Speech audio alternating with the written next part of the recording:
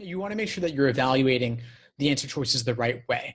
So sometimes, for example, someone will eliminate the correct answer for a strengthening question because they feel like it's too strong.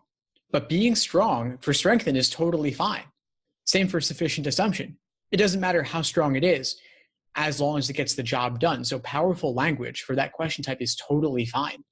But then for a necessary assumption or a must be true, we want something that's provable based upon the stimulus. So we want to gravitate towards more moderate language for those question types for that very reason.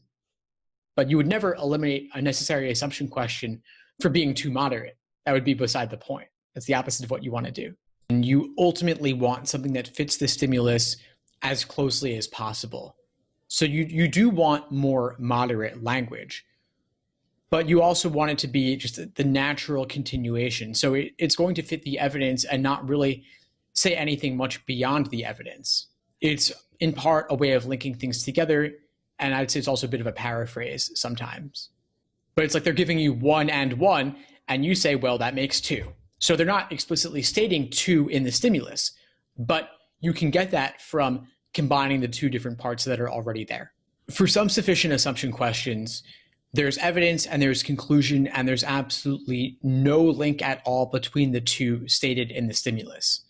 And the job of the sufficient assumption is to link those 2 parts together. Because if we learned as new information that a link between them was true, that would then, of course, apply to the specific situation in the stimulus. So you could kind of think of the sufficient assumption as being a broader, more general principle. Conditional statements, by their very nature, are extreme in nature, but they're saying that given this evidence, you derive this conclusion. And so they're giving you the formula, and all you do is you take it and you check it against the stimulus, the argument there. And it's giving you a general principle that given this input of evidence, you get this conclusion spit out as a result. So the funny thing is that sometimes the principle will be framed as the contrapositive to make it a little bit tougher to spot.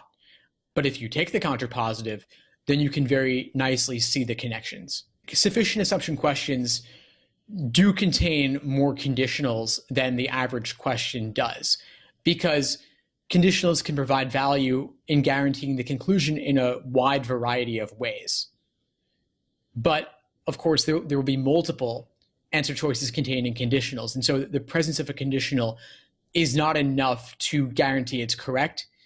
And sometimes conditional statements are framed in ways that make it tough to spot that it is in fact a conditional.